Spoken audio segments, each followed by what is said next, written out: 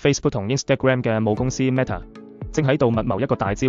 佢哋要搞高端豪華版嘅智能眼鏡啦。呢款代號為 Hypernova 嘅智能眼鏡，聽講最早喺今年年底就會同大家見面，預計售價超過$1000，最高有可能去到$1400。呢個同依家最火爆嘅 Ray-Ban Meta 智能眼鏡$299嘅起售價相比，直接翻咗好幾倍。點解會咁貴呢？原來係因為佢嘅配置簡直逆天，佢唔單止嵌入咗超先進、功能超強嘅 AI 大模型系統，仲加入咗手勢控制功能，仲有更犀利嘅，有一塊高清屏幕，能夠單獨顯示相同各種應用程序。呢塊屏幕係單目嘅，喺有鏡片嘅右下象限，雖然唔係全覆蓋，但係佩戴者稍微往下望，信息顯示超清晰。啟動嘅時候，屏幕會出現 Meta 同合作夥伴高通嘅標識。主界面嘅圖標就好似蘋果生態設備嘅應用程序戶或者 Meta Quest 混合現實頭顯嘅局，用起身超順手。內置嘅專屬應用都超實用，影相、睇相、地圖導航都唔成問題，仲可以接收手機應用嘅實時消息。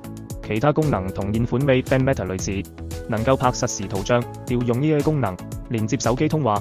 播放音樂，而且仲係深度定制嘅安卓系統。操作主要靠鏡腿電容觸控，滑動就可以瀏覽應用同相，點擊就可以選擇內容。Meta 仲打算推出神經腕帶，同眼鏡捆綁銷售，戴上佢，旋轉手掌就可以滾動內容，捏合手指就可以選擇操作項目。相機亦都會升級，從現款相當於2019年 iPhone 11水平嘅1200萬像素攝像頭，提升到媲美2021年 iPhone 13嘅水平。Meta 點解要咁折騰呢？全球消費電子用戶對智能化信息服務嘅需求越來越高，智能眼鏡作為輕便嘅穿戴設備，喺辦公、出行、娛樂等多個場景都可以提供超正嘅信息服務。而 AI 大模型技術嘅更新迭代，更加令智能眼鏡如虎添翼，未來好有可能迎來好似英偉達咁樣股價同銷售額暴增嘅時刻。除咗 Meta，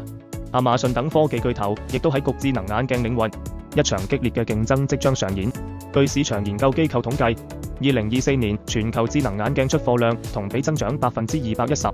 主要就係 Ray-Ban Meta 賣得太火爆啦。